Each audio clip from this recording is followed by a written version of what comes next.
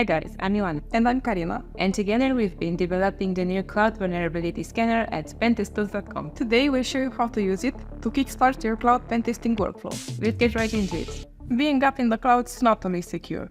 If you're looking for an easy way to keep your cloud infrastructure safe, Cloud Scanner is for you. With support for AWS, Google Cloud, and Azure, it discovers any possible vulnerabilities and misconfigurations, along with bucket owners, interesting files, and weak access controls in S3 buckets. But enough talking, let's move on to the interesting part and discover some juicy vulnerabilities. Arriving on the tool page, the only thing you have to do is input a target in hostname, IP, or URL format.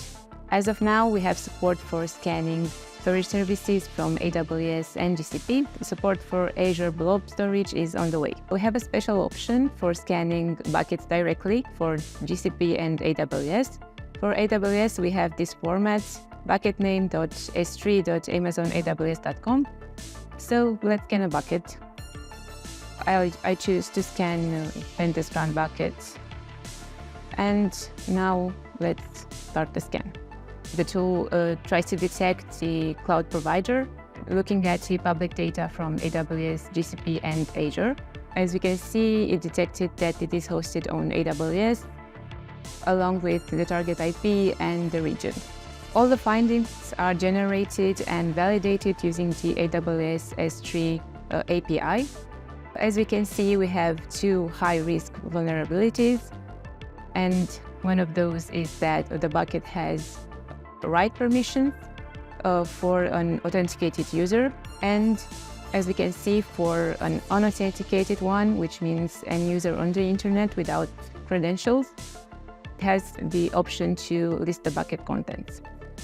The tool also found some interesting files that have S3 put object permissions, which means that the file content can be overwritten. We also found the bucket ACLs.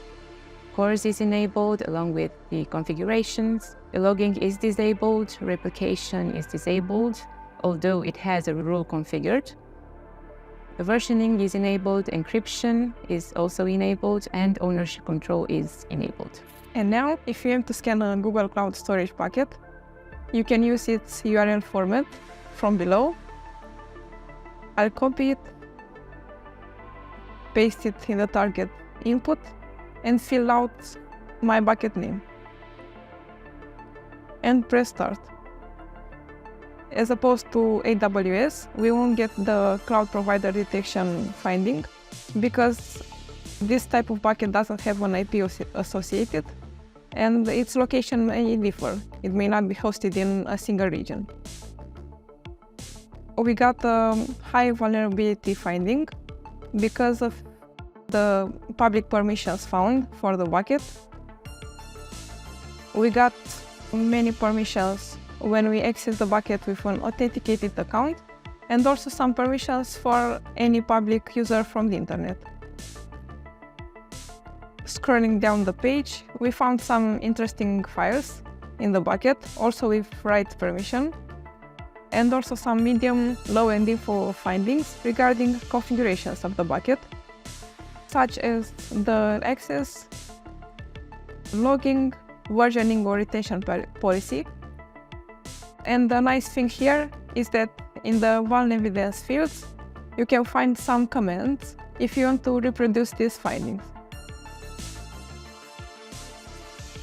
And as for the low vulnerabilities, we have listed here the ACLs, the access control list found, and last but not least, some info findings regarding labels, lifecycle rules, and CORS. We hope you enjoyed our video, and if you want to find out more about our cloud vulnerability scanner, check out the link below. Stay tuned, because we're going to be releasing a free version soon. Until next time.